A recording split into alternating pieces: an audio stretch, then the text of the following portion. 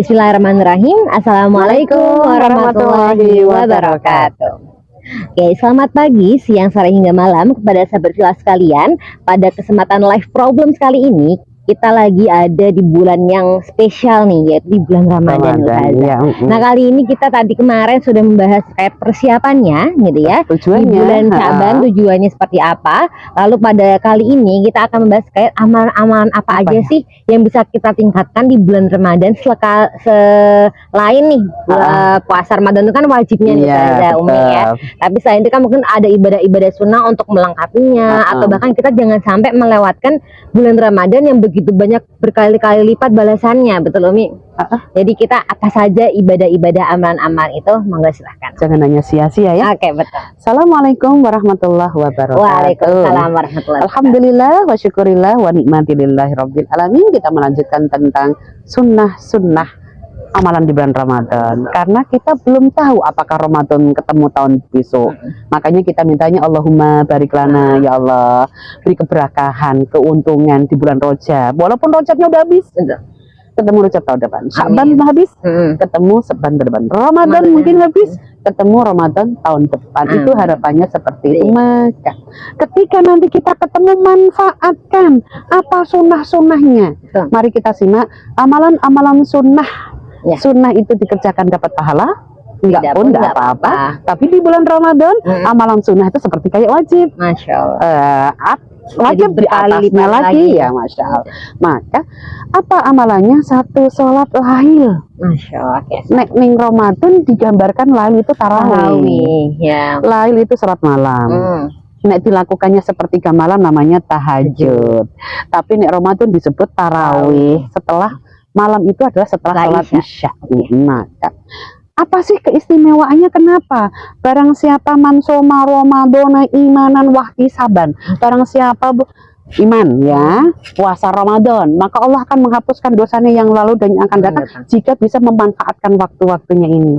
Maka sholat malam itu manfaatnya ada di surat 17 Al-Isra ayat yang ke-76. 70 berapa ya? 79. A'udzubillahi minasyaitonirrajim. Wa minal laili fantahajjaz bihi nafilah. Ya. Artinya dengan menyebut nama Allah yang Maha Pengasih lagi Maha Penyayang, dan pada sebagian malam lakukanlah sholat tahajud sebagai suatu ibadah tambahan bagimu. Mudah-mudahan Tuhanmu mengangkatmu ke tempat yang terpuji. Masya Allah. Fadilah sholat lail, sholat malam. Kalau dilakukan di bulan Ramadan namanya tarawih. Kalau dilakukan di sepertiga malam terakhir namanya tahajud. Walaupun sholat malam itu tidak harus tidur dulu. Cuma sepertiga malam itu karena ijabah doa-doanya. Di surat 17 Al-Isra ayat 79 itu ada dua manfaatnya. Manfaat sholat lail satu adalah Allah menyebutkan fatahajjaz bihi nafilah sebagai ibadah tambahan, pemantap timbangan kita. Karena di dalam sholat lail itu ada witir. Betul. Ada witir. Menurut Imam Ahmad, witir itu fadilahnya ada dua. Dijamin sholat 5 waktu kita ini diterima oleh Allah. Masya Allah. Dan yang keduanya tidak bikon. Maka syaratnya witir itu harus setelah sholat isya. Penutup sholat wajib kalau dilakukan di awal. Kalau dilakukan di akhir berarti penutup sholat sunnah. Walaupun artinya witir tidak harus penutup. Witir itu adalah ganjil. Maka menurut Imam Ahmad sebagai penjamin sholat 5 waktu kita ini kita penyempurna, kita dijamin diterima dan tidak pikun. Masya Allah. Dan yang keduanya Allah menyebutkan ayyaba'atsaka rabbuka maqaman mahmuda. Salat lail atau tahajud itu adalah supaya diangkat derajatnya ke tempat tertinggi. Apa itu? Surga. Masya Allah. Maka salat lail itu susah. Karena harus bangun sendiri, tersendiri. Apalagi ntar kalau biasanya tarawih sih di awal ya, bareng-bareng di masjid. Kalaupun nggak sempat di masjid, di rumah pun bisa. Maka sholat tarawih di masjid itu sunnah. Mungkin ada yang juga bertanya Ustazah, ketika bulan Ramadan itu kan sudah tarawih di awal. Tapi kan apalagi kita pagi-paginya sahur. Apakah kita masih boleh untuk melaksanakan sholat tahajud? Mumpung ini kan sahurnya juga sepertiga malam, jadi daripada sahur aja. Kalau kita sholat malamnya itu tadi di awal tarawih, di belakang boleh nambah tapi nggak usah witir. Oke, hanya salah satu Salah saja. satu. Witir kalau sudah dikerjain di depan, di belakang nggak usah. Tapi kalau di depan belum witir, di belakang pakai witir. Tapi kalau hari itu jenengan nggak witir, kita nggak banyak witir, maka nggak dapat fadilah ini tadi. Oke. Tidak diterima, belum diterima sholat 5 waktu kita, dan tidak dijamin kita nanti pikun apa ndaknya. Nah, itu tentang lain. Oke, kita lanjutkan sunnah lagi yang kedua. Itu adalah sahur. Sahur itu Masya Allah ada di surat Ali Imran. Surat ketiga. Surat ketiga ayat yang ke-17. Itu adalah waktu-waktu yang sangat-sangat ijabah untuk berdoa. Itu ada di akhirnya wal mustaghfirina bil ashar, terjemahkan dari awal. Dengan menyebut nama Allah yang Maha Pengasih lagi Maha Penyayang, juga orang yang sabar, orang yang benar, orang yang taat, orang yang menginfakkan hartanya, dan orang yang memohon ampunan pada waktu sebelum fajar. Berarti sebelum fajar itu 10 menit imsakiyah. Oke, sahur menurut sunnahnya adalah diakhirkan supaya kita mendapat keberkahan. Diakhirkan itu maksudnya misalkan kalau kita bangun jam 3, setengah 3, ya sholat dulu lah. Ntar diakhirkan menjelang mungkin setengah jam, 1 jam sebelum subuh. Biar kita ada keberkahan itu nggak mudah lapar nantinya. Itu sahur. Apalagi di waktu paling akhir tadi ya, 10 menit wal mustaghfirina bil ashar, ada 10 menit waktu imsyak ya. Imsyak itu nahan. Ini waktu perhatian waktu mau habis. Itu imsyak. Itu gunakan untuk memohon sama Allah, berdoa. Jangan untuk asa-asa.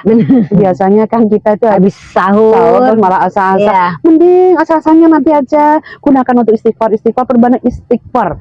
Karena waktu itu waktu ijabah. Banyak mengingat Allah. Kenapa kalau waktu ijabah? Karena disaksikan malaikat. Boleh dibuka. Disaksikan malaikat itu waktu subuh. Ada di surat 17 ayat yang di atasnya tadi 79. Tadi kan 79 78 berarti ya. Suratnya 17 ayat ke-78 ya. Dengan menyebut nama Allah yang Maha Pengasih lagi Maha Penyayang, laksanakanlah sholat sejak matahari tergelincir sampai gelapnya malam, dan laksanakan pula sholat subuh. Sungguh sholat subuh itu disaksikan oleh malaikat. Ini kan malaikat menyaksikan nih. Kenapa kok malaikat? Karena pergantian shift. Malaikat siang, malaikat malam mau diganti siang itu di subuh, malaikatnya siang mau diganti malam itu di asar. Nah, kita posisinya lagi berzikir, lagi sholat. Sekali sholat subuh 2 malaikat yang mencatat. Makanya salah satu sholat yang dianjurkan untuk tepat waktu ya. Makanya sahurnya diakhirkan tuh biar disaksikan malaikat. Ada keberkahan di situ. Karena bisa jadi kalau sahurnya di awal lo ngantuk, malah subuhnya kelewat. Dan ini salah satu manfaatnya juga kenapa sahurnya di akhir. Sunnahnya tadi berarti lail, sahur diakhirkan. Terus yang ketiganya bersegera berbuka jika sudah ada waktunya.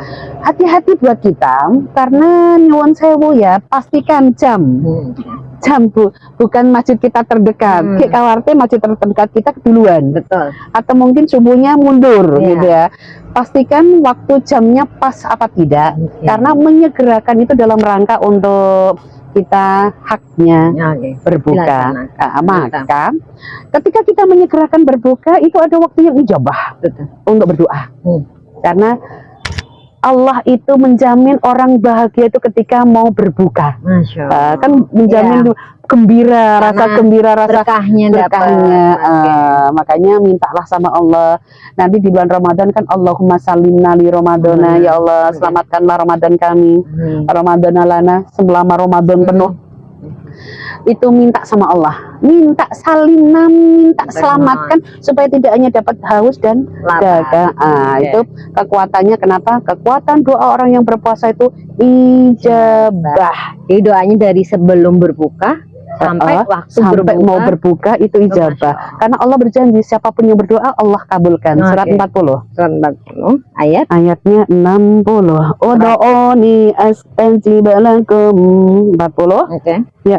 Dengan menyebut nama Allah yang Maha Pengasih lagi Maha Penyayang, dan Tuhanmu berfirman, berdoalah kepadaku, niscaya akan aku perkenankan bagimu.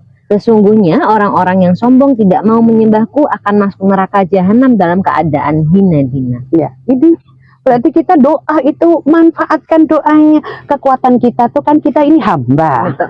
butuh sama Allah. Allah itu senang kalau dimintain nih doa padaku, pasti ku kabulkan. Masya Allah. Karena yang Makanya butuh ya kita kepada Allah. iya, Oke. Allah tuh sebetulnya nggak butuh kebaikan kita. Betul. Kita yang butuh Allah, maka berdoalah. Apa Oke. syaratnya doa biar dikabulkan? Iya. Surat Al-Baqarah Al-Baqarah. 186. Oke. Ada 2 syaratnya. Oke.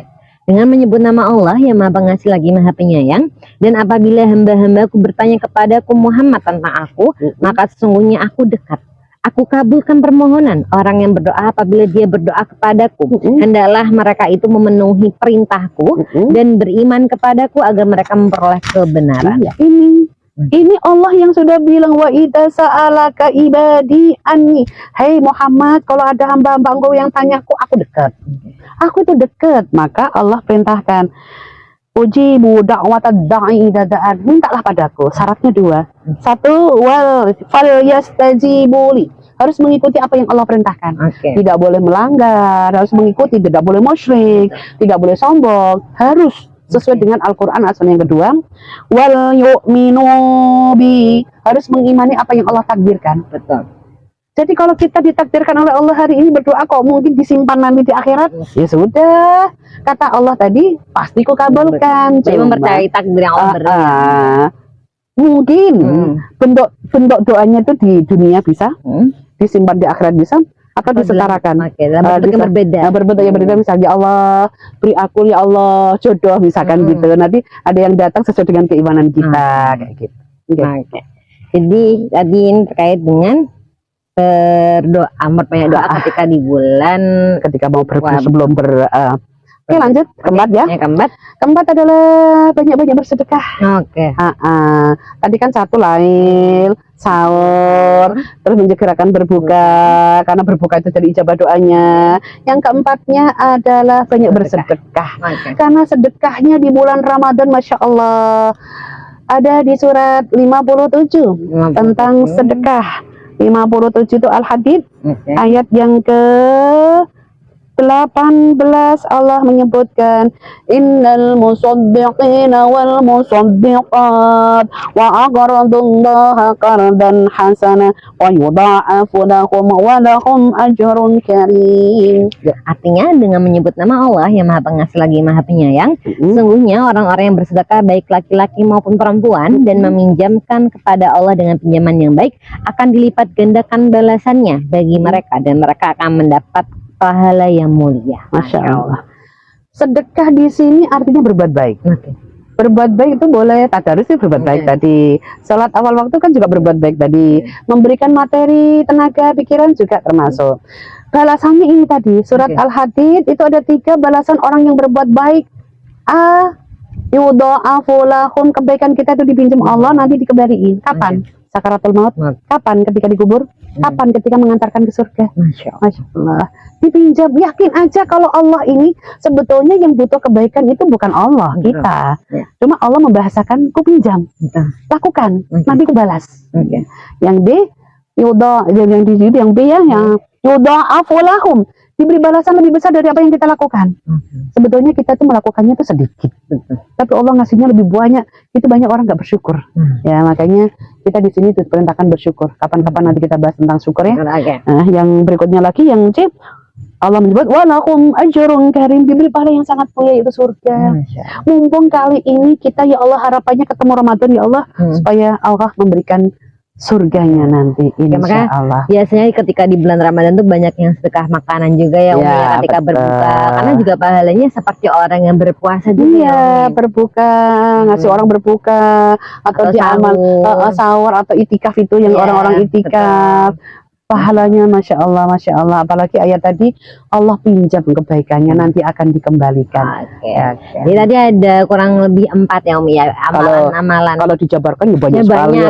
Tapi sebenarnya amalan ini yang ada di situ. Intinya yang bisa kita tambah ketika nanti selain wajibnya itu tadi yang pertama sholat lain atau mungkin tarawih, bisa juga ditambah tahajud. Lalu yang kedua tadi mengakhirkan sahur. Lalu yang ketiga mengawalkan berbuka, dan yang terakhir memperbanyak sedekah atau berbuat baik. Ketika berbuka tadi kekuatan doa, Ya, memperbanyak berdoa juga supaya ijabah doanya. Karena sebenarnya di bulan Ramadan ya intinya kita memperbanyak ibadah kepada Allah, mendekatkan diri kepada dalam Allah. rangka takun supaya kita dekat dengan orang yang bertakwa. Okay. Mungkin itu teman-teman sahabat Gila sekalian pada segmen Life Problems yang kedua kali ini yang spesial terkait dengan Ramadan, yaitu terkait dengan amalan-amalan sunnah di bulan Ramadan. Semoga bermanfaat untuk sahabat Gila sekalian. Sekian, wassalamualaikum warahmatullahi wabarakatuh. Waalaikumsalam warahmatullahi wabarakatuh.